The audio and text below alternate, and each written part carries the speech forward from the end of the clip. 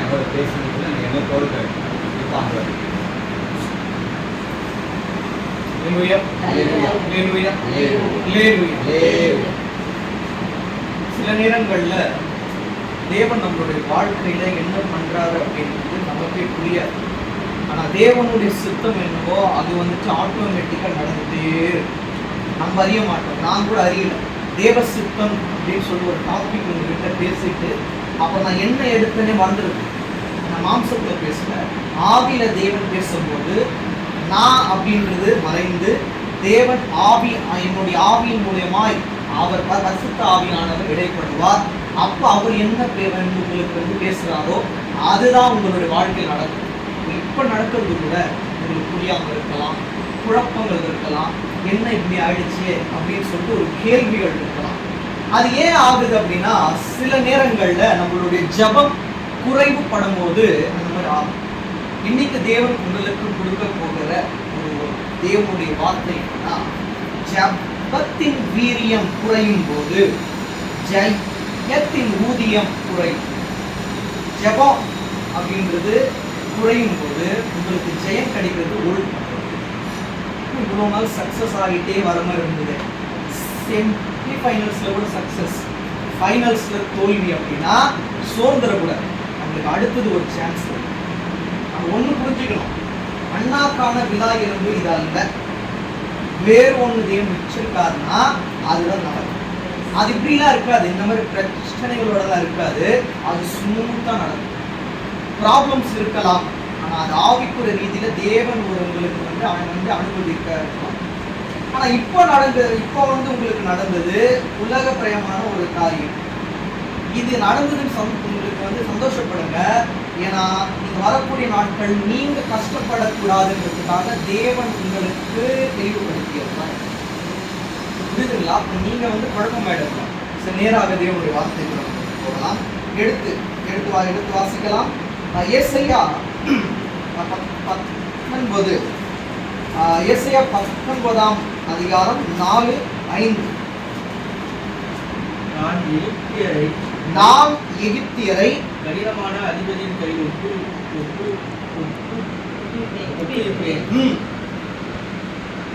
கடூரமான ராஜா ஆழ்வார் கர்த்தராகிய ஆண்டவர் சொல்கிறார். இப்போ சில நேரங்கள்ல பிசாசு உங்களை வந்து ஆள போறான் அப்படின்னா என்ன ஆயிடும்னா உங்களோட ஜபம் அப்படியே டிக்ரீஸ் ஆயிடும். அது எப்படி பிசாசு உங்களை ஆளுவான் அப்படின்னா இம்ப்ரெசிவ் வேர்ட்ஸ். சில நேரங்கள்ல நீங்க யார் மேல ரொம்ப அன்பா இருக்கீங்களோ அவங்க கூட ரொம்ப வந்து நேரங்கள் வந்து செலவிடுவீங்க. தேவன் கிட்ட செலவிடுற நேரங்கள் குறைந்து போயிடும். அப்படி இருக்கக்கூடாது. உங்களுடைய நேரங்கள் எல்லாம் யார் கூட ரொம்ப வந்து செலவிடணும்? தேவன் கூட நீங்க வந்து செலவிடணும். 5 வாசிங்க. அப்பொழுது கடலின் தண்ணீர்கள் குறைந்து நதியும் வற்றி வறண்டு போகும். அப்ப நல்லா புரிஞ்சுக்கோங்க. அப்பொழுது கடலின் தண்ணீர்கள் குறைந்து அப்படின்னு என்ன அர்த்தம்? ஜப வாழ்க்கைக்கு வந்து குறைந்து நதியும் வந்து வற்றி வறண்டு போகும் அப்படின்னு என்ன அர்த்தம்? ஜெயமும் வற்றி வறண்டு போகும். இதுல கடலின் வந்து தண்ணீர் அப்படின்னா ஜபம். ஜப வாழ்க்கை உங்களுக்கு குறைந்து போகும்போது உங்களுக்கு தேவன் தரக்கூடிய ஜெயங்களும் குறைந்து போகும். அவ்வாறு குறைந்து போகக்கூடாது என்றால் உங்களுடைய ஜபம் நாளுக்கு நாள் வந்துட்டு இன்க்ரீஸ் ஆகிட்டே தான் இருக்கும். எப்பவுமே குறையக்கூடாது, நிறைவாக தான் இருக்கும். மறுபடியும் வாசிங்க. அப்பொழுது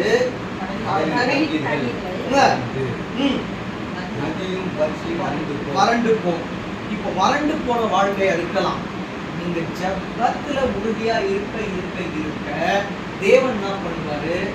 நிரம்பி வழிகிற ஒரு நதியா தான் உங்களை வந்து மாற்றுவாங்க. ஜபம் வந்து ஒரு நாளும் குறைந்து போகக்கூடாது. அதான் தேவன் ஏன் சொல்றாரு அப்படின்றது உங்களுக்கு புரியாது. ஆனா ஜபம் இப்பொழுது குறைந்து போயிருக்கு. அண்ணா வாழ்க்கையில இப்போ பொதுவாக இந்த சாட்டிங் ப்ராசஸ் இருக்கு பத்தியா, அது இன்க்ரீஸ் ஆக என்ன ஆயிடும்னா இங்க நடக்கிற விஷயத்தெல்லாம் சொல்ல ஆரம்பிச்சிடுவோம். அது சொல்லக்கூடாது, தேவன்கிட்ட தான் சொல்லணும். ஷேர் பண்றது கூட நீ வந்து நல்லா பார்த்தேன்னா ஈசாக்கு பெண் எடுக்க போறாங்க. ரெபேக்காள் அவங்களுடைய அம்மா கிட்ட அவங்களை கொண்டு வந்ததுக்கு அப்புறமா தான் அவங்க வந்து நேசிச்சாங்க. யாருக்கிட்ட? சாராள் கிட்ட கொண்டு வந்து அவங்க அவங்கள காட்டிட்டதுக்கு அப்புறமா தான் ஈசாக்கு அவங்க மேல அன்பா இருந்தான்னு புரியுதா? அப்போ நல்லா புரிஞ்சுக்கணும். இங்க நல்லா ஈசாக்கு அப்படின்றது நம்ம எல்லாமே, சாராள் அப்படின்றது தேவன். தேவன் கிட்ட ஃபர்ஸ்ட் போய் பார்க்கணும். ஏசப்பா இப்படிலாம் இருக்கு, எனக்கு வந்து பிரியமா இருக்கு, உங்களுக்கு ஃபர்ஸ்ட் பிரியமா இருக்கா? அவர் ஓகேன்ற பிறகுதான் அவங்க கூட தான் போகணும். அன்பா இருக்கும். ஃபர்ஸ்ட் அவர் மேல தான் அன்பா இருக்கும். அவர் மேல அன்பா இருக்குமானா இல்லை. ஃபர்ஸ்ட் ப்ரேயரே இல்லையே. ப்ரேயர் லைஃப் வந்து ரொம்ப லோ ஆயிடுச்சு. மாம்சத்துல நம்ம பேச பேச பேச பேச ஆவியின் வாழ்க்கை குறைந்துடும். ஆவியில தான் இருக்கணும். வேதத்தை வாசியா, கண்டிப்பா அண்ணா வேதத்தை வாசியா ப்ரே பண்ணியாங்க வந்து கேட்டிருக்க மாட்டாங்க. ஆனால் சாட்டிங் ப்ராசஸ் நிறைய போயிருக்கும். நான் வந்து ஆவியில பார்க்குறேன், நிறைய வந்து சாட்டிங் ப்ராசஸ் நிறைய போயிருக்கும். ஜபம் பண்ணியா, ஆவியில உறுதியா இருக்கியான்லாம் கேட்டிருக்க மாட்டாங்க. அந்த கான்வர்சேஷன் பில்ட் ஆயிருக்காது. நான் சொல்லலை, மாம்சத்தை சொல்லலை, தேவன் என்ன சொல்றாரோ சொல்றேன். சில நேரங்கள்ல வந்து கடினமான வார்த்தைகள் வரலாம், ஏற்றுக்கொள்ளணும். அண்ணா இல்லை, அண்ணா இருப்பாருப்பா. தேவன் தெளிவா எனக்கு இந்த வார்த்தை எப்ப கொடுத்தார் அப்படின்னா, போன மாதம் 30ஆம் தேதி இந்த வார்த்தையை கொடுத்துட்டாரு. என்ன பேச போறேன் அப்படின்னு எனக்கு அறியல. ஒண்ணு மட்டும் சொன்னேன், ஏசப்பா நான் எதையும் மாம்சத்துல பேசக்கூடாது. எனக்கு என்ன விஷயம் ஃபுல்லா டெப்த் என்னெல்லாம் வந்து கேட்க மாட்டேன். அப்பா அம்மா கிட்ட கேட்கவே மாட்டேன். எனக்கு அது வந்து சம்பந்தப்பட்ட விஷயம் இல்லைன்னா கேட்க மாட்டேன். ஆனால் ப்ரேயர்ல தேவன் எனக்கு கிளியரா எக்ஸ்பிளேஷன் கொடுத்துருவார். வேதத்தை படிக்க இந்த குடும்பத்துக்கு என்ன தேவையோ அதை தேவன் தெளிவாக சொல்லி விடுவார். அப்போ ஜப வாழ்க்கையில ரொம்ப ரொம்ப முக்கியமானது வேதம், ஜபம். ஜபம் பண்ணியா ஒன்று ஐக்கியமா ஜபம் பண்ணலாம். கான்வர்சேஷனுக்கு வேணாம், பில்டு பண்ண வேணாம், எல்லாம் முடிஞ்சிருக்கும். நமக்குன்னு ஒன்று வரும். அப்போ வரும்போது அப்பவும் தேவனுடைய ஸ்தானத்துல நின்று நம்ம ஐக்கியமா ஜபம் பண்றதுதான் முக்கியம்னு சொல்லுவோம். இது இருந்திருக்காது. இந்த கான்வர்சேஷன் இல்லாததுனாலதான் எனக்கு பிரியமில்லாத காரியங்கள் நடந்து கொண்டே வருகிறது அப்படின்னு சில நேரங்கள் ஊழல் பண்ணுவார். நம்மளுக்குள்ள இருக்கலாம், ஏன் தேவன் இப்படி பண்றாரு, ஏன் நல்ல இவ்வளவு நாள் நல்லா வந்துட்டே இருந்தது திடீர்னு ஆகுது அப்படின்னா நம்ம மேல ஏதாவது ஃபால்ட். ஜப வாழ்க்கை குறைய குறைய குறைய தேவன் நமக்கு ஆல்ரெடி ஒன்று இது பண்ணி வச்சிருப்பாரு, சூஸ் பண்ணி வச்சிருப்பாரு. நீ அதுக்கு போகாம உனக்கு வந்து என்ன ஒரு மாதிரி சுயமா இருக்கோ அதை நீ பண்றீங்க அப்படின்றதுக்கு உங்க ஓல்டு பண்ணிக்கலாம். அப்படி இருக்கக்கூடாது. உங்களுடைய ஜப வாழ்க்கை கிளியரா இருக்கும். நெக்ஸ்ட் எடுத்து வாசிங்க, நீதிமொழிகள் 15:8.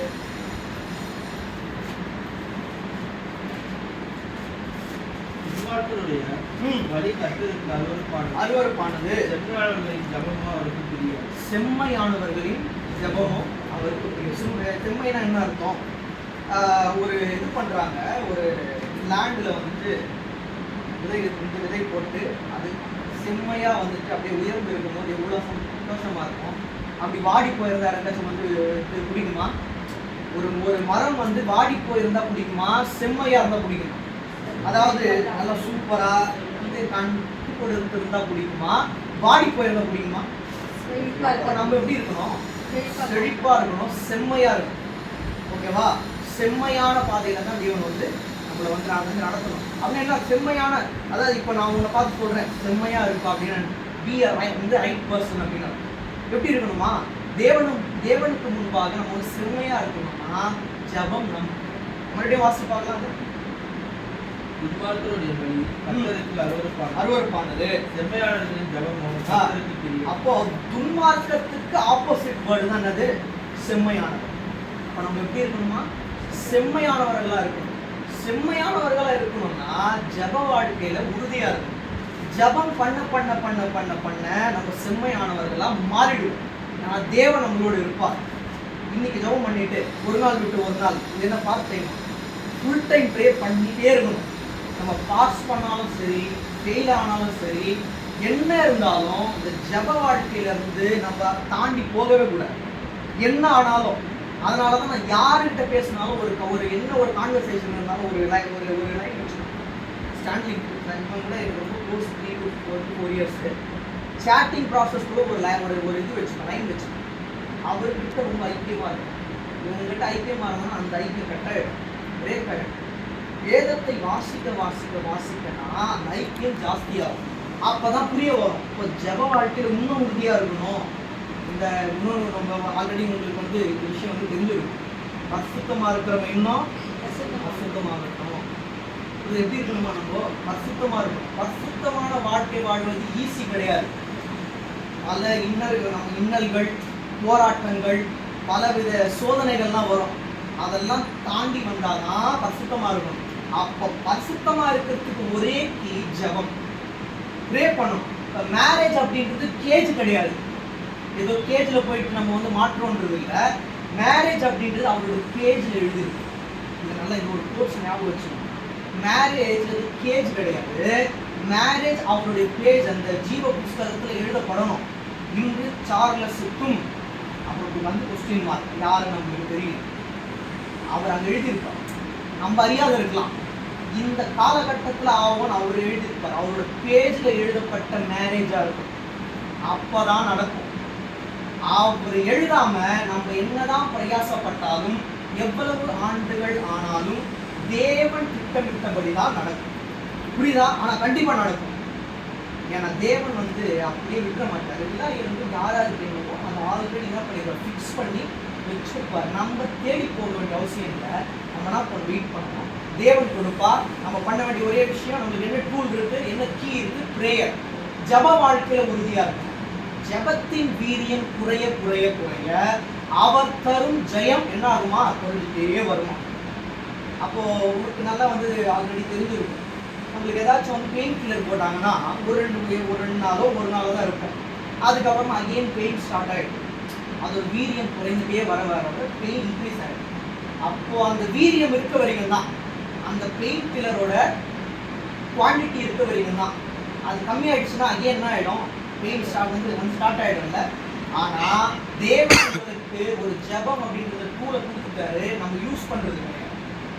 அதோட வீரியம் வந்து குறையாது. நம்ம தான் குறைச்சிக்கிறோம் ஜபம் பண்ணாமல். ஜபம் பண்ணிக்கிட்டே இருந்தோம்னா ஜபத்தின் மூலியமாக நமக்கு விடுதலை உண்டு. அப்போ இறுதியாக நமக்கு என்ன வந்து நம்ம வந்து என்ன வந்து கன்க்ளூஷனை முடிக்க போகிறோம்னா, ஜபத்தின் மூலியமாக நமக்கு என்ன ஜெயம் அப்படின்னு சொல்லிட்டு தான் முடிக்க போகிறோம். ஒரு 2 காரியங்கள் மட்டும் நம்ம வந்து பார்த்துட்டு வேகமாக முடிக்கலாம். எடுத்து நம்ம வந்து வாசிக்கலாம். மார்க் 9:28-29.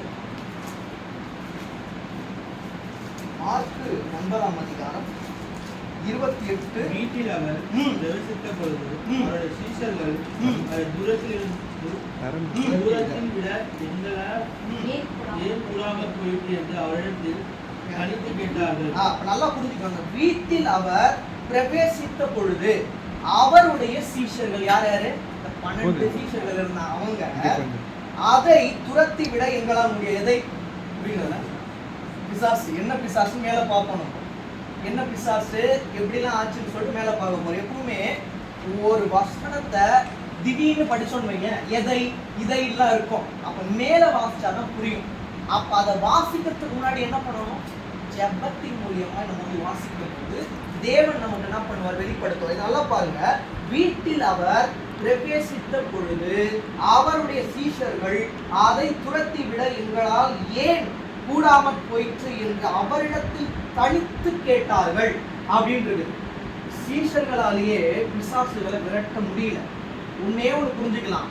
ஜப வாழ்க்கையில ரொம்ப ஈடுபட்டு இருக்க மாட்டாங்க. இயேசுவையே நம்ம கிட்ட இருந்தாங்க. இயேசுவை கிளியரா சொல்றாரு, ஜபத்துல உறுதியா இருங்க. எப்படி ப்ரேயர் பண்ணணும், என்ன பண்றதுக்காக வந்து கற்றுக் கொடுக்குறாருல. என்ன சொல்றாரு, பரமமண்டலத்தில் இருக்கிற எங்கள் பரமபிதாவே அப்படின்னு என்ன சொல்றாரா. கற்றுக் கொடுத்ததுக்கு அப்புறமா கூட இவங்க ஜப வாழ்க்கையில உறுதியா இல்லாம இருந்ததுனால இவங்களால என்ன ஆச்சு, பிசாசுல ஓட்ட முடியும். ஜபம் இல்லைன்னா என்ன இருக்கா தெரியுமா, விசுவாசம் இருக்காது, நம்பிக்கை இருக்காது, அவரோட ஆளுகை இருக்காது, அபிஷேகம் இருக்காது. இவ்வளோ இருக்கு. ஜபம் தான் ஃபர்ஸ்ட் பிரைமரி. இது எல்லாமே அப்படியே வரும். அதை ஃபாலோ பண்ணிட்டே தான் வரும். இப்போ வாசிக்கலாம். எடுத்து வாசிங்க. அதே 9ஆம் அதிகாரத்துல 17 வாசிங்க. அப்போது ஜனக்கூட்டத்தில் ஒருவன் அவரை நோக்கி, போதகரே, ஊமையான ஒரு ஆவி பிடித்த என் மகனை உம்மிடத்தில் கொண்டு வந்தோம். இப்ப புரியுதா? இங்க இருந்து வாசிச்சாதான் உங்களுக்கு கிளியரா புரியும். ஊமையான அவங்க மைக்கர் கூட்டிட்டு வராரு. யாருக்கிட்ட வராரு? ஆண்டவராகிய இயேசு கிறிஸ்து கிட்ட வராரு. புரியுதா? புரியலன்னா கேட்கணும். ஓகேவா? ஆண்டவராகிய இயேசு கிறிஸ்து கிட்ட வராரு. அப்போ அது அவன் பிடித்தாலும் ம். அங்கே அவனை அலக்கழித்தது. ஆ. அப்பொழுது அவன் நுரை தள்ளி ம். பல்லை கடித்து ஆ. சோர்ந்து போகிறான். ஆ. அதை துரத்து விடும்படி உம்முடைய சீசர்கள் கேட்டோம். கேட்டேன். அவர்கள் கேட்டேன். ஆ. அவர்கள் கூடாமல் போயிற்று என்றார். கூடாமல் போயிட்டு என்ற எங்களால முடியாதுன்னு இருப்பாங்க போல. அவங்ககிட்ட வந்து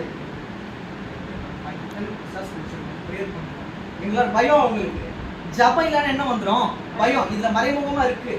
அவங்க கிட்ட போய் கேட்டுப்பாங்க. 12 சீடர்கள்ல ஒருத்தர் கூட வந்து தைரியமா வந்து கையை வச்சோ இல்ல இயேசு கிறிஸ்துவின் நாமத்தினால போன்னு சொல்லிட்டு இருந்தால போயிட்டு இருக்கும். ஆனா உள்ளுக்குள்ள பயம் இருந்துட்டு சொன்னா போக ஜபத்தின் மூலியமா இருக்கணும், உறுதியா இருக்கணும், அந்த ஆளுக இருக்கணும். புரியுதா? அவங்க கிட்ட வந்து கேட்கும்போது அவங்க என்ன சொல்றாங்களா, எங்களால முடியாதுன்றாங்க. அந்த கீழே வாசிங்க. அவன் பிரதித்திரமாக ஆ. விசுவாசம் இல்லாத சந்ததியே, இப்போ 12 சீஷர்களை பார்த்து சொல்றாரு. என்ன சொல்றாரு? விசுவாசம் இல்லாத சந்ததியே, சந்ததியே, எதுவரைக்கும் நான் உங்களோடு இருப்பேன். நான் இருக்கிறதுனால தானே நீங்க அவ்வளவு வந்து தைரியமா இருக்கீங்க. எங்களால முடியாது, ஏசப்பா இருக்காரு, அவர்கிட்ட போய் ப்ரே பண்ணி நின்றுப்பானுங்க. அதனாலதான் இப்படி சொல்றாரு. என்ன சொல்றாரு? அவர் பிரத்யுத்தரமாக விசுவாசம் இல்லாத சந்ததியே, எதுவரைக்கும் நான் உங்களோடு இருப்பேன். எது வரைக்கும் இருப்பேன்? உங்களுக்கு விசுவாசம் எப்படி? நாளைக்கு தான் உங்க நீங்க 12 பேர் தான் என்ன பண்ண போறீங்க? போயிட்டு என்னோட நாமத்தை எல்லாருக்கும் வந்து அதை வந்து அறிவிக்க போறீங்க. உங்களுக்கு என்ன இருக்கும்? விசுவாசம் இருக்கணும். விசுவாசம் அப்படின்றீங்க வந்து மறைமுகமா, ஜபம் அப்படின்றது உள்ள இருக்கு. அப்படியே டைரக்டா இருக்காது. சில நேரத்துல டைரக்டா இருக்காது. ஜபம் அப்படின்றது இன்டைரக்டா இருக்கு. ஜபம் இருந்தா என்ன இருக்கும்? உங்களுக்கு விசுவாசம் இருக்கும். அப்ப ஜபம் இல்லாம நம்மளுக்கு என்ன இருக்கக்கூடாது? விசுவாசம் இருந்தாலும் ஜபம் இல்லைன்னா அதுக்கு வந்து எந்த வேல்யூ இல்லை.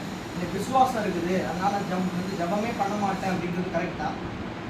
ஜபம் இருக்கணும், விசுவாசம் இருக்கணும். ஃபர்ஸ்ட் ஜபம், அதுக்கப்புறம் என்னது? விசுவாசம். எனக்கு ஜபம் மட்டும் இருக்குது, விசுவாசம் இல்லைனாலும் தப்பு. ஃபர்ஸ்ட் ஜபம் இருக்கு. ஏன் சொல்றேன்னா, ஜபம் இருந்தாலே இதெல்லாம் வந்துடும். விசுவாசமா இருக்கும், நம்பிக்கையா இருக்கும், அவருக்கு மேல உறுதியா இருக்கும். வாசிங்க. அவர் பிரதியுத்தரமாக விசுவாசம் இல்லாத சந்ததியே, எதுவரைக்கும் நான் உங்களோடு இருப்பேன். எதுவரைக்கும் நான் உங்களோடு இருப்பேன். எதுவரைக்கும் உங்களிடத்தில் பொறுமையா இருப்பேன். அவனை என்னிடத்தில் கொண்டு வாருங்கள் என்றார். கொண்டு வாருங்கள். ஒரே வார்த்தை சொல்றார். அவனை என் இடத்துல கொண்டு வாங்க. யார்? அந்த பிசாசு பிடிச்சிருந்தாங்கல்ல, ஊமை ஆவி இப்படிதான். அவனை வந்து கொண்டு வாங்கன்றார். வாசிங்க. அவனை அவரிடத்தில் கொண்டு வந்தார்கள். அவரை கண்ட உடனே நல்லா பாருங்க. 20 வாசிங்க. அவனை அவரிடத்தில் கொண்டு வந்தார்கள். அவனை அவரிடத்தில் கொண்டு வந்தார்கள். அவரை கண்ட உடனே அந்த ஆவி அவனை அலக்கழித்தது. அந்த ஆவி அவனை அலைக்கழித்தது. அவன் தரையிலே விழுந்து நுரை தள்ளி புரண்டான். நல்லா அவரை பார்த்த உடனே என்ன ஆகுதான்? அந்த பிசாசால இருக்க முடியல. அப்படியே வெளியே வந்து நான் என்ன ஆகுது? அவன் தரையிலே விழுந்து நுரை தள்ளி புரண்டான். அவனுடைய தகப்பனை நோக்கி, இது இவனுக்கு உண்டாகி எவ்வளவு காலம் ஆயிற்று என்று கேட்டார். அதற்கு அவன், சிறு வயது முதல் கொண்டே உண்டாயிருக்கிறது. இயேசு கிறிஸ்துக்கு எப்ப ஆச்சு, எந்த டைம்ல ஆச்சுன்னு தெரியும். இருந்தாலும் ஏன் கேட்கிறாருன்னா, நீ ஜபத்துல உறுதியா இருந்தியா இல்லையா அப்படின்றதுக்காக கேட்கிறார். என்னன்னா, சிறு வயதுக்கு வந்து இது தொடங்கி அப்படின்னா அப்பவே இருந்திருக்கு. இங்க அவனுடைய ஏஜ் கரெக்டா வந்து எதுவா குறிப்பிடல. ஜபத்துல அவன் உறுதியா இல்லாததுனால இவ்வளவு நாள் ஆயிருக்கு. புரியுதுங்களா? மறுபடியும் வாசிக்கலாம். அது அவர் நோக்கி இது இவனுக்கு உண்டாகி எவ்வளவு காலமாயிற்று என்று கேட்டார். அதற்கு அவன் சிறுவயது முதல் கொண்டே உண்டாகி இருக்கிறது. அப்போ இயேசுன்னு ஒருத்தர் வருவாருன்ற அறிவு கூட இருந்திருக்காது அவங்களுக்கு. ஏதோ வந்து மிராக்கிள் பண்றேன்னு சொல்லிட்டு யாரோ ஒருத்தர் இருக்காரு, அவர்கிட்ட போலாம், விடுதலை ஆனா நல்லதுன்னு சொல்லிட்டு ஏதோ வந்து இருப்பான். சிறு வயதுல இருந்தே இருந்திருக்கு. நம்பிக்கை இல்லை, விசுவாசம் இல்லை, ஜபத்துல உறுதியா இல்லை. அதனாலதான் அவர் அந்த கொஸ்டினை கேட்கிறார். சிறு வயது முதல். அதுக்கு அவர் ரிப்ளை எல்லாம் கொடுக்க மாட்டாரு. அது கேட்கிற கொஸ்டின்லயே ஆன்சரும் இருக்கு. இப்ப நம்ம சொன்னோம் பத்தியா, இதான் ஆன்சர். அவர் வர வரைக்கும் இன்னொன்னு இருக்கு. அவர் வந்து அவரால இவன் வந்துட்டு சுகமாக்கப்படணும்னு ஆல்ரெடி முடிவான அப்படியும் இருக்கு. ஜப வாழ்க்கையில நம்ம உறுதியா இருக்கணும்ன்றதுக்காக இன்று தேவன் உங்களுக்கு இப்படி வெளிப்படுத்துகிறார். புரியுதுங்களா? இப்ப வாசிங்க. 22 வாசிங்க. இவனை கொல்லும்படிக்கு அது அநேக தரம் தீயிலும் தண்ணீரிலும் தள்ளிற்று. அப்பயே அவனை சாவடிச்சிருக்கலாமே. இயேசு கிறிஸ்துவால ஒரு அற்புதம் நடக்கணும்னு அனுபவம் நடந்தது. இப்பயே வந்து சாவடிச்சிருக்கலாம். சின்ன வயசுல அவங்க அப்பா அம்மா இல்லாத அப்பயே சின்ன வயசுல அவனை பர்சனலா அப்படியே சாவடிச்சிருக்கலாம். இயேசு கிறிஸ்துவால ஒரு அற்புதம் உண்டாகணும். ஜபம் எவ்வளவு இம்பார்ட்டன்ட், விசுவாசம் எவ்வளவு முக்கியம் அப்படின்னு காட்டணுன்றதுக்காக இது நடந்தேறியது. புரியுதுங்களா? இப்போ வாசிங்க. நீர் ஏதாவது செய்யக்கூடுமானால் எங்கள் மேல் மனது இறங்கி எங்களுக்கு உதவி செய்ய வேண்டும். ஏதாகிலும் கேக்குறான். அப்ப ஜபத்துல உறுதியா இருந்தா என்ன கேட்டிருப்பான் அவன்? ஏசப்பா நீங்க காப்பாத்துங்கப்பா, எனக்கு ஒரு நம்பிக்கை இருக்கு, நீங்க ஒரு வார்த்தை சொன்னா என்னுடைய பிள்ளை வந்து பிழைச்சிருவான், பிசாசு அவனை விட்டு நீங்கி விடும் அப்படின்னு கேட்டிருப்பான். ஜபத்துல உறுதியா இல்லை. ஏதாகிலும் அப்படிதான் நம்ம கேட்கணும். ஏதாகிலும் கொடுப்பா, மார்க் ஏதாச்சும் கொடுங்கப்பா அப்படின்னா 600க்கு 200 மார்க் போதுமாப்பா அப்படின்னு கேட்பார். நீங்க கேட்கணும், ஏசப்பா ஒருத்தவங்க என்னை பார்த்து ஒரு மாதிரி அசட்டையா எண்ணக்கூடாது, நான் சாட்சியா இருக்கணும். அப்போ நீங்க அதுக்கேற்ற மாதிரி என்ன மார்க் கொடுக்கணுமோ அதை கொடுக்கணும். நான் சாட்சி சொல்ற அளவுக்கு நீங்க மார்க் கொடுக்கணும். அப்படி கேட்கணும். ஏதாகிலும் பண்ணுங்கப்பா. ஆனா இயேசு கிறிஸ்து புரியும். இயேசு கிறிஸ்து புரிஞ்சுது. நம்ம திங்க் பண்ற மாதிரிலாம் திங்க் பண்ண மாட்டார். ஏதாகிலும்னா நான் வேற ஏதாச்சும் கொடுக்கட்டுமா, சாப்பாடு கொடுக்கட்டுமா அப்படின்னு அவர் கேட்டிருக்கலாம். அதெல்லாம் நம்ம தான் கேட்போம். அவர் ஞானமா எப்படி ரிப்ளைவே பண்ண மாட்டாரு. அவரோட ஆக்ஷன் தான் பேசும். வாசிங்க.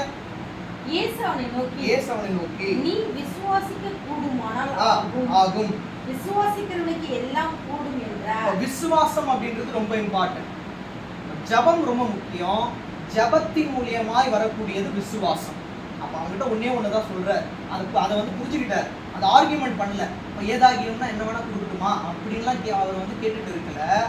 ஒண்ணு மட்டும் பண்ணு, நீ விசுவாசித்தால் விசுவாசிக்க கூடுமானால் ஆகும். ஆகும்னா என்ன அர்த்தம்? உன்னோட பிள்ளை வந்து பிழைப்பான் அப்படின்றத மறைமுகமா சொல்றாரு. விசுவாசிக்கிறவனுக்கு எல்லாம் கூடும். அப்ப என்னவா?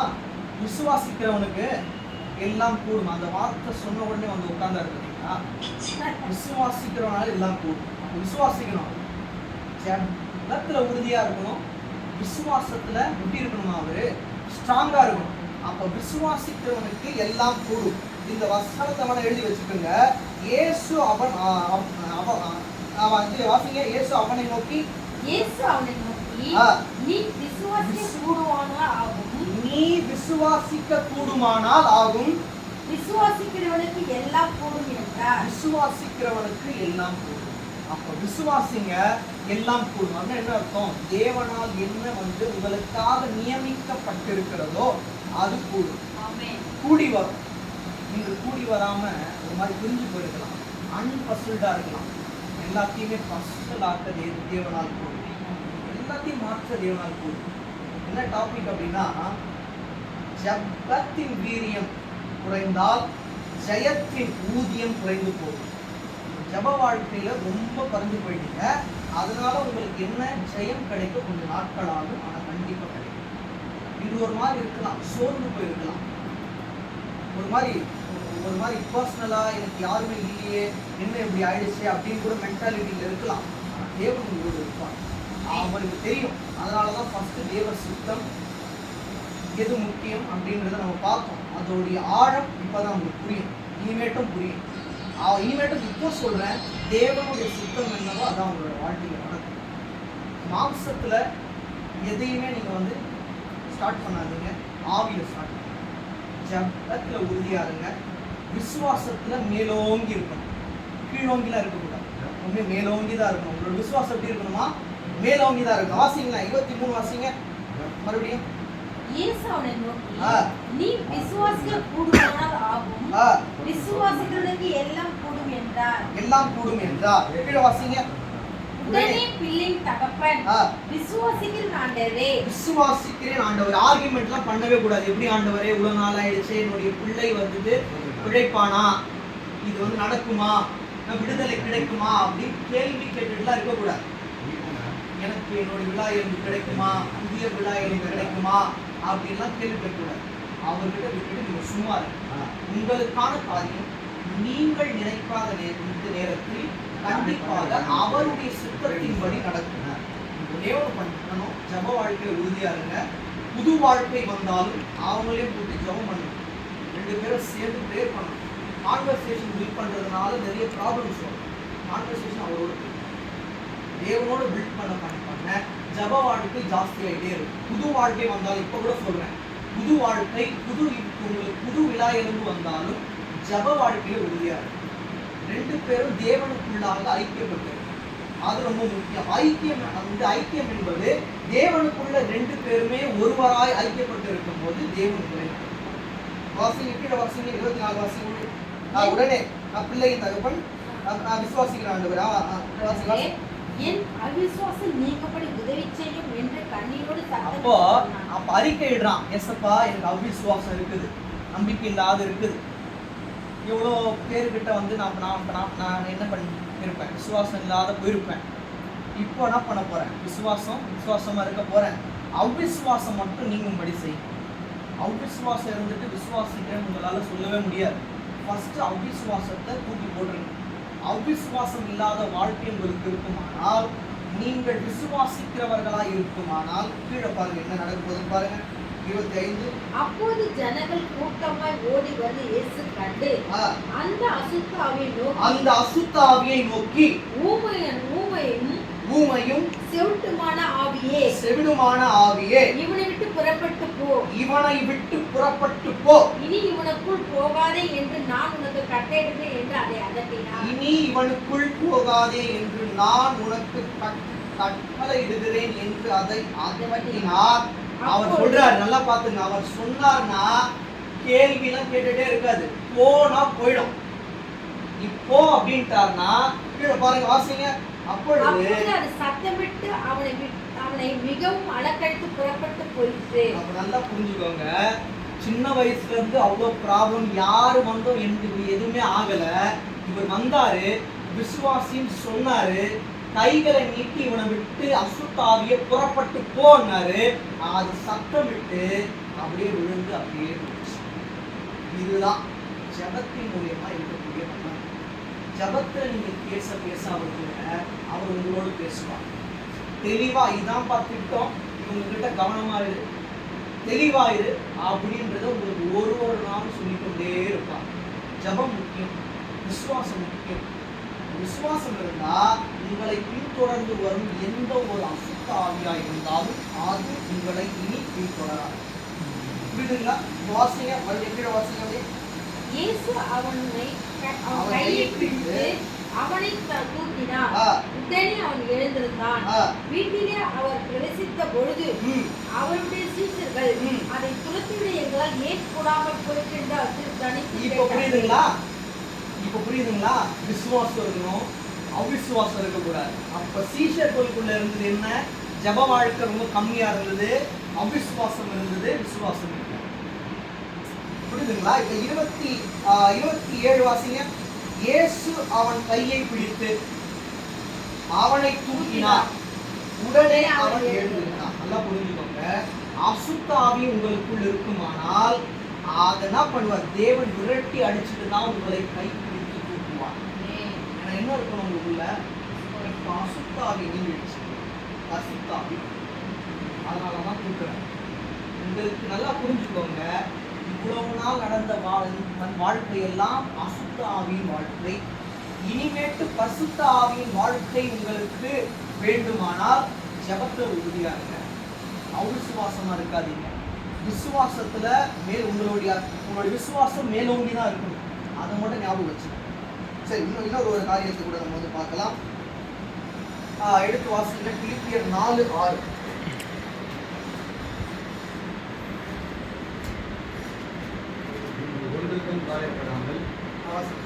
நீங்கள் ஒன்றுக்கும் கவலைப்படாமல் எல்லாவற்றையும் குறித்து உங்கள் விண்ணப்பங்களை ஸ்தோத்திரத்தோடு கூடிய ஜபத்தினாலும் வேண்டுதலினாலும் தேவனுக்கு தெரியப்படுத்துங்கள். ஜபம் என்ன ரொம்ப ரொம்ப முக்கியமான ஒரு விஷயத்தை உங்களுக்கு சொல்றாரு அப்படின்னா, ஜபம் என்பது தேவனுக்கு உங்களுடைய காரியங்களை தெரியப்படுத்துவது. எப்படி போயிட்டு நம்ம வந்து மனுஷன்கிட்ட போயிட்டு இப்படிலாம் ஆச்சுமா, இப்படிலாம் இருந்தது, நான் எப்படியோ நினச்சேன், எப்படியோ ஆயிடுச்சுன்னு சொல்லிட்டு மனுஷன்கிட்ட சொன்னால் சரி விடுமா அப்படின்னு சொல்லிட்டு இவ்வளோ நாளும் பேசினேன், சரி விடுமான்னு ஒரே வார்த்தையில் சொல்லிட்டு வந்து சொல்கிறாங்களே அப்படின்னா பண்ணலாம். மனிதர்கள் கேட்கலாம், அவர் கேட்க மாட்டார், உன்னிப்பாக கவனிப்பார். என்ன சொல்லணும்? உங்களோட காரியங்களை தேவன்கிட்ட தான் சொல்லணும். எப்படி சொல்லணும்? ஸ்தோத்திரத்தோடு கூடிய ஜபத்தினால சொல்லணும். எடுத்த உடனே ஆரம்பிச்சிருக்காங்க, அந்த வரை முன்னாள் வரைக்கும் என்னை உயிரோடு வச்சிருக்கீங்க, அதற்கு ஸ்தோத்திரம். என்னோட மகன் வந்துட்டு +1 +2 இல்லை ஏதோ வந்து என்னோட காலேஜ் எல்லாத்துலேயும் வந்துட்டு சக்ஸஸ்ஃபுல்லாக வாழ நீங்கள் ஹெல்ப் பண்ணீங்க, அதற்கு ஸ்தோத்திரம். சுக பல ஜீவனை எனக்கு கொடுத்தீங்க, ஸ்தோத்திரம். நமக்கு என்னென்ன தேவன் நான் வந்து நன்மை கொடுத்தாரோ அதெல்லாம் ஸ்தோத்திரமாக சொல்லணும்.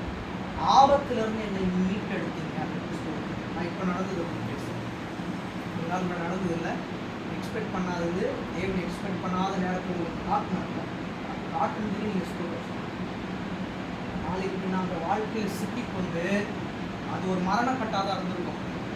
தேவன் அந்த ஒரு பிடியிலிருந்து உங்களை தூக்கி விட்டால் அதற்கு ஸ்தோத்திரம் செய்வது தான் ஆரம்பிக்கும். எசப்பா இனிமேல் என்னோட வாழ்க்கை குறித்து நான் என்ன பண்ண மாட்டேன், திட்டம் பண்ண மாட்டேன். நீங்கள் ஆல்ரெடி பிளான் போட்டுருக்கீங்க, அதுவே என்னுடைய சரீரத்தை உங்ககிட்ட கொடுத்துரும். என்னையே தருகினே ஜீவபலியாக உகந்த காணிக்கையா உடலை தருகிறேன். எதை கொடுக்கணுமா? உகந்த காணிக்கை ஏதோ பணமோ பொருளோ வேற எதுவோ இல்லை, ஆஸ்தியோ எதுவும் கிடையாது. காணிக்கை அப்படின்னு நம்மளுடைய உடல் தான். ஒரு உடலை கொடுத்துருணும். உடல், பொருள், ஆவி எல்லாமே தேவனுக்கு மட்டும்தான். அவர் தான் நம்மளுக்கு உயிராக இருக்கும். அவர் உயிராக இருக்கிறதுனால தான் நம்ம எவ்வளோ ஒரு ஸ்லாக்கியம் பெற்றோம் பார்த்தீங்களா? ஆபத்து வருது அப்படின்றத ஈஸியாக நம்மளுக்கு இது வந்து தேவன் வந்து காட்டுறாரு. ஆபத்து வருதுமா, அந்த ஆபத்தில் உங்களை போக விட மாட்டேன். அந்த குழி இருக்குன்னு தெரிஞ்சுட்டே நீங்கள் போனீங்கன்னா அது உங்கள் தப்பு. அதுலேருந்து மீட்டு கொண்டுவாங்க. அதுக்கு ஸ்தோத்திரம் சொல்லுங்க. வாழ்க்கை ஆரம்பிக்கணும். எப்படி ஆரம்பிக்கணும்? ஜபத்தில் தான். ஜபத்தில் ஆரம்பிக்கணும். ஜபத்தின் மூலியமாக தான் போகணும். உங்களோட முடிவும் எப்படி இருக்கணும்னா ஜபத்தின் மூலியமாக தான். ஜபம் தான். அது யார் உங்களை வந்துட்டு கேலி கிண்டல் பண்ணாலும் பரவாயில்ல, ஜபத்தினால தான் நான் இன்னைக்கு வாழறேன் அப்படின்னு சொல்கிற அளவுக்கு நம்மளுக்கு என்ன இருக்கணும்? உறுதி இருக்கும். ஜபம்னா இன்னைக்கு வந்து இன்னைக்கு நான் நிற்கிறேன்னா ஜபம் தான். நான் உறுதியாக சொல்லுவேன், நான் வந்து சாட்சியாக சொல்லுவேன். 4 இன்ஜெக்ஷன் போன வாரம் போட்டுட்டு வந்து மெசேஜ் கொடுக்குறேன்னா தேவனோட கிருபை மட்டும், ஜபம் மட்டும்தான். நான் உட்காந்துட்டு இருந்தேன்னா அந்த ஜபத்தோட வீரியத்தை யாருமே புரிஞ்சிருக்க மாட்டாங்க. ஜபமே நம்மளுடைய வாழ்க்கையில ஜெயமாய் மாறும். அதுக்கு நம்ம எல்லாருமே சாட்சி. நீங்க பண்ண வேண்டியது ஃபர்ஸ்ட் ஸ்தோத்திரத்தோடு கூடி என்ன பண்ணணுமா? ஜபம் பண்ணணும். ஜபம்னா உங்களை என்ன பண்ண போகிறது? இனிமேட் மாற்ற போகுது. ஜபம் எங்களோட வாழ்க்கையை மாற்றம் அப்படின்னு சொல்றவங்க மட்டும் கையில உயர்த்தல. இன்னும் ஒரு 2 காரியங்கள் மட்டும் நம்ம பார்த்து முடிக்கலாம். ரோமர் 12:12. ரோமர் 12:12. நம்பிக்கையிலே சந்தோஷமாயிருங்கள், உபத்திரவத்திலே பொறுமையாயிருங்கள், ஜபத்திலே உறுதியாய் தரித்திருங்கள். 3 விஷயத்தை இங்க சொல்றாரு. என்னென்ன? ஒன்னு வாசிங்க. ஃபர்ஸ்ட் வாசிங்க. நம்பிக்கையிலே சந்தோஷமா இருங்கள். உங்களுக்கு நம்பிக்கை இருந்துட்டாலே போதும். எப்படி இருப்பீங்களா? சந்தோஷமா இருப்பீங்க. நம்பிக்கை தான் இல்லையே, ஆயிடுச்சு அப்படின்றதெல்லாம் நம்மளுடைய மாம்சத்துல நம்ம வந்து என்ன பண்ணலாம்? தேவன்கிட்ட கேட்கலாம், ஏசப்பா உங்களை நம்பி தான் ஃபிக்ஸ் பண்ணும், உங்களை நம்பி தான் நடத்தும், உங்களோட சித்தம் தானே. அவருடைய சித்தம் இருந்தா இது ஸ்டாப் ஆயிருக்காது. அவரோட சித்தமே இல்லை. இது அவரோட சித்தம் இருந்திருந்தா நேர்த்தியாக முடிவு அற்புதமாக முடிஞ்சிருக்கும். இது அவருடைய சித்தம் இல்லாததுனால தான் ஸ்டார்டிங்கே ஸ்டாப் பண்ணிடுறாரு. அப்போ உங்களுடைய நம்பிக்கை அவர் மேலதான் இருக்கும், வேற யார் மேலே இருக்கக்கூடாது. உங்களுடைய நம்பிக்கை இயேசு கிறிஸ்து மேலதான் இருக்கணும், சீஷர்கள் மேல இருக்கக்கூடாது. இதுல வேற ஒரு அர்த்தம் இருக்குது. இயேசு கிறிஸ்து அப்படின்றது உங்களுக்கு எல்லாம் தெரியும். இதா இயேசு கிறிஸ்துவ வந்தா அவரை மட்டும் தான் நம்பணும். சீஷர்கள் அப்படின்றது ஊழியர்கள். ஊழியர்கள் உண்டு பண்ணப்பட்டவர்கள். அவங்க இன்னும் கற்றுக்கொண்டுதான் இருக்காங்க. நானுமே இன்னும் வந்து கற்றுக்கொண்டுதான் இருக்கு. இது எனக்கு லேர்னிங் தான். இன்னைக்கு பாடம் எனக்கு வந்து லேர்னிங் தான். அவருக்கு அப்படி இல்லை. இயேசு கிறிஸ்துவ மட்டும் நம்புங்க. சீஷர்களே கூடாமல் போயிட்டு பார்த்தீங்களா, விசாசு அவங்களால வந்து கரெக்டாக அவங்க வந்து முடியல. சில நேரங்களில் ஊழியர்கள் கூட ஒரு மாதிரி அவிசுவாசமா இருக்கலாம். தேவன் என்றுமே அப்படி இருக்கணும். அவர் தேவன். அவரெல்லாம் நீங்க வந்து கை நீட்டி ஒரு குற்றத்தையும் கண்டுபிடிக்க முடியாது. பாவத்தை காணாத சுத்த கண்ணரேன்னு இருக்கு. அவர் என்னவா? சுத்த கண்ணர். அவர் நம்மளுக்கு ஒரு ஒரு ஒரு ஒரு வாழ்க்கையில இதை கொடுக்கணும்னு முடிவு பண்ணிட்டாருன்னா அந்த வாழ்க்கை எவ்வளவு காலதாமதமானாலும் அது தேவன் நடத்துவார். அவர் திட்டம் பண்ணிருப்பார். இன்னொன்று வாசிங்க, சங்கீதம் 6:9.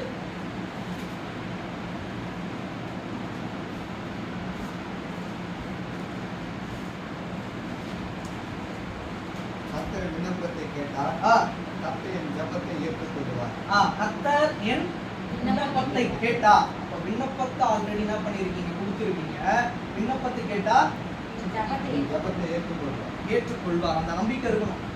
நீங்க வந்து ஏற்றுக்கொள்வீங்களா அப்படின்லாம் இருக்கக்கூடாது. ஏற்றுக்கொள்வார். நான் என்ன ஜெபத்தின் மூலியமா அவருக்கு விண்ணப்பம் கொடுக்கிறனோ அதை தேவன் ஏற்றுக்கொள்வார். ஏற்றுக்கொள்ள வல்லவராக இருக்கிறார். ஏன்னா ஜெபம் எப்படி இருக்கணுமா? ஆவியில இருக்கணும். ஆவியில நீங்க ஜெபம் பண்ண பண்ண பண்ண உங்களுடைய ஜெபங்களை தேவன் ஏற்றுக்கொள்வார். சங்கீதம் 20:6.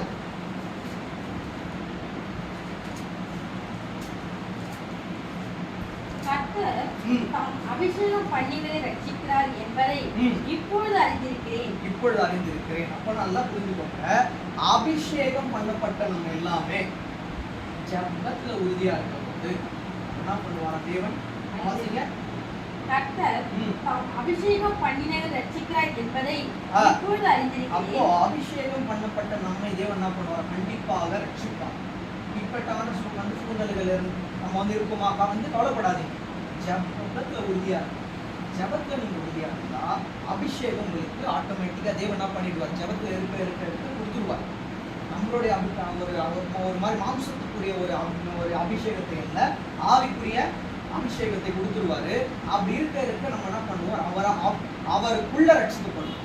இன்னொன்று வாசிங்க, அதே சங்கீதம் 86:6.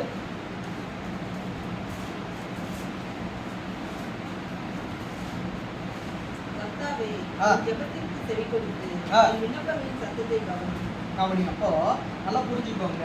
செவி கொடுங்கப்பா அப்படின்னு கேட்கணும். நான் ஒரு விஷயத்த வந்து உங்களுக்கு சொல்றேன் அப்படின்னா அதை நீங்க கேட்கல அப்படின்னா நான் என்ன சொல்ல வந்தேன்னு புரியுமா? காது கொடுத்து நான் என்ன சொல்ல வந்தோம் அதை கேட்கணும்.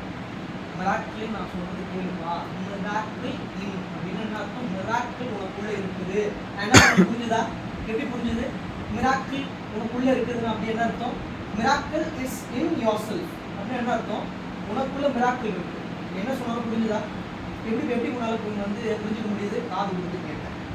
அதே மாதிரி எசப்பா நான் ஒரு விஷயத்தை உங்ககிட்ட சொல்ல வரேன், நீங்க கேளுங்கப்பா அப்படின்னு அவர்கிட்ட சொன்னாதான் அவர் என்ன சொல்றோமோ அதை கேட்பார்.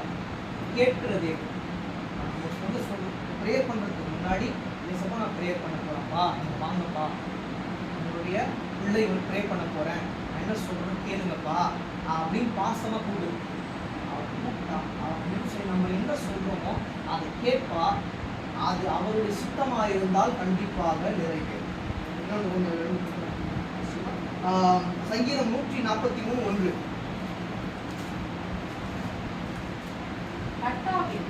என் ஜபத்தை கேளும், என் ஜபத்தை கேளும், என் விண்ணப்பங்களுக்கு செவி கொடும். மறுபடியும் பாருங்க, என்ன சொல்றாரு? வாசிங்க. கர்த்தாவே, கர்த்தாவே, என் ஜபத்தை கேளும், என் ஜபத்தை கேளும், என் விண்ணப்பங்களுக்கு செவி கொடும். இததான் நம்ம வந்து கேட்கணும். ஏசப்பா என்னுடைய ஜபத்தை வந்து கேளுங்கப்பா, என்னோட விண்ணப்பங்களுக்கு செவி கொடுங்க. ஏன் அடிக்கடிக்கு சொல்றாரு அப்படின்னா நம்ம கேட்கணுன்றதுக்காக. ஏசப்பா நீங்க கேளுங்க, நான் என்ன சொல்லணும் அதை வந்து கேளுங்க. ப்ரேயர் மூலியமா நான் என்ன சொல்லணும் அதை வந்து கேளுங்க. என்னோட விண்ணப்பங்களுக்கு நீங்க என்ன பண்ணுங்க? செவி கொடுங்கப்பா அப்படின்னு நம்ம என்ன பண்ண சொல்ற? கேட்க சொல்றேன். சங்கீதம் 102:16. சங்கீதம் 102:16. விற்பர்களுடைய ஜபத்தை லட்சியம் பண்ணாமல் விண்ணப்பத்தை அங்கீகரிக்கிறார். நல்லா புரியும். அவர் வந்துட்டு நம்மளுடைய ஜபத்தை அலட்சியமா நம்ம எண்ண மாட்டார், கேட்பார். நீங்க இங்க இருந்து ப்ரே பண்ணாலும் கேட்பாரு, நாங்க அங்க போயிட்டு ப்ரே பண்ணாலும் கேட்பாரு. யார் யார் என்ன ப்ரேயர் பண்றாங்கன்னு சொல்லிட்டு அவருக்கு தெரியும். என்ன ஒரு சுச்சுவேஷன்ல இருந்து ப்ரேயர் பண்றாங்கன்னு புரியும். மார்க் வேணுன்றதுக்காக ப்ரேயர் பண்ணிட்டு மார்க் வந்ததுக்கு அப்புறமா ப்ரேயர் பண்ணாம இருந்தவங்களும் இருக்காங்க. மார்க் வந்தாலும் பரவாயில்ல, நான் ஃபெயில் ஆனாலும் பரவாயில்ல, ப்ரேயர் பண்ணதை நான் விட மாட்டேன் அப்படின்னு சொல்ற அளவுக்கு ஒரு தைரியம் நமக்குள்ள இருக்கணும். உறுதியா சொல்லணும், என்ன ஆனாலும் அவர்கிட்ட நான் ப்ரே பண்றதை விட மாட்டேன் அப்படின்னு சொல்ற அளவுக்கு நமக்கு தைரியம் இருக்குமானா நம்ம என்ன ப்ரேயர் பண்ணுமோ அதை தேவன் என்ன பண்ண மாட்டான், அசட்டை பண்ண மாட்டான். புரியுதுங்களா? சொல்லுங்க. சங்கீதம் 119 145. முழுவதோடு கூப்பிட்டு கர்த்தாவே ஜெபத்தை கேளு, உம்முடைய பிரமாணங்களை கைக்கொள்ளுங்கள். அப்போ பிரமாணங்களை கை கொள்ளணும்னு என்ன? அவரோட பிரமாணமே என்ன? வேத வசனம் தான் அவரோட பிரமாணங்கள். என்னென்ன சொல்லப்பட்டிருக்கோ அதெல்லாமே பிரமாணங்கள் தான். இப்போ அப்பா கூட இன்னைக்கு அப்பாவோட பிறந்த நாள் 63 வயசு. நீங்க பாத்தீங்கன்னா 6, 3 இது ரெண்டுத்தையும் நீங்க ஒன்னாக்குனீங்க. 6 + 3 9. 9 மாணவர்கள் கணிகள் இருக்கு. அந்த பிரமாணத்தை அவர் கை கொண்டுட்டு இருக்க 1 வருஷம் 2 வருஷம் இருக்கும், 41 வருஷம். இன்னைக்கும் உறுதியா தேவனோட கிருபையில இருக்கார் அப்படின்னா அன்பு, சந்தோஷம், சமாதானம், நீடிய பொறுமை, தயவு, நற்குணம், விசுவாசம், சாந்தம், இச்சையடக்கம், அது 9மே அந்த பிரமாணங்களாய் அவர் கீழ்ப்படிந்து அதுல அவர் நடந்து கொண்டே வந்ததுனாலதான் அவரும் ஆவிக்குரிய காரியங்கள்ல நம்மளுக்கு ஒரு எக்ஸாம்பிளா இருக்காரு. எனக்கும் நிறைய விஷயங்களுக்கு கற்றுக் கொடுத்தா நான் இன்னைக்கு நின்று உங்ககிட்ட பேசுறேன்னா தேவன் ஃபர்ஸ்ட், அப்பா அம்மா ஃபர்ஸ்ட். புரியுதா? 6 - 3 பிதா, குமாரன், பரிசுத்தாவி இவர்கள் மூவரும் ஒருவராய் அவருக்குள்ள இருக்கிறதுனாலதான் அவர் ப்ரீச் பண்ணும் போதெல்லாம் அவர் பேசாம ஆவியானவர் இது வரைக்கும் பேசுறாரு. புரியுதா? அந்த பலன் நமக்கும் இருக்கும். ஊழியர்களுக்கு மட்டும் இல்லை, நமக்கும் கொடுத்துருப்பாங்க. என்னன்னா ஊழியர்கள் நிறைய நேரங்கள்ல தேவனோடு டைம் ஸ்பெண்ட் பண்ற ரொம்ப இன்க்ரீஸாக தான் இருக்கும். அவங்களுக்கு டைம் ஸ்பெண்ட் பண்றது ஜாஸ்தியா இருக்கும், கம்மியா இருக்காது. பைபிள் வாசிக்கும் போது அப்பாவுக்கு தெரியும். அது வாசிக்கும் போது யார் கூட்டாலும் சில நேரங்கள்ல காதுல விழாது, அப்படியே இருக்கும், உள்ளுக்குள்ளேயே இருக்கும். நம்மளுக்கு அது கூப்பிட்டீங்களான்னு அவ்வளோ இருக்கும். 2 மணி நேரம் 3 மணி நேரம் கூட ஆகும். வேதத்தோட ரகசியங்களை நீங்க புரிந்து கொள்ளணும்னா ஜெபம் ரொம்ப இம்பார்ட்டன்ட். அவிசுவாசமா உட்காந்தா டாபிக்கே வராது. சில நேரங்களில் நான் பாடல் எழுத உட்காருவேன், வராது. நான் அப்போ மாம்சத்தில் உட்காந்து ஜபம் பண்ணணும். முட்டி போட்டு ஜபம் பண்ணிட்டு அப்புறமா என் கடைசி மூச்சு இருக்கிற வரைக்கும் நான் உங்களையே பாடி மதிப்பேன். இது தேவன் தான் என்னை எழுத வச்சது அவர் தான். இந்த பாடலை தேவனோட எழுத வச்சார். நான் எழுதுறேன்னு சொன்னா என்னோட ஒரு மூடன் யாருமே இல்லை. 1052 பாடல்களும் தேவன் மட்டும்தான் கொடுத்தார், அவர் தான் நடத்தினார். 3 விஷயம், ஜெபம், விசுவாசம், அவர் மேல நம்பிக்கை, 3 தான் இருந்தது. அப்போ உங்களோட ஜெபத்தின் வீரியம் அதிகரிக்க ஜெயத்தின் ஊதியம் இனிமேல் உங்களுக்கு அதிகரித்துக் கொண்டே கண்கள். அன்பின் பிதாவே,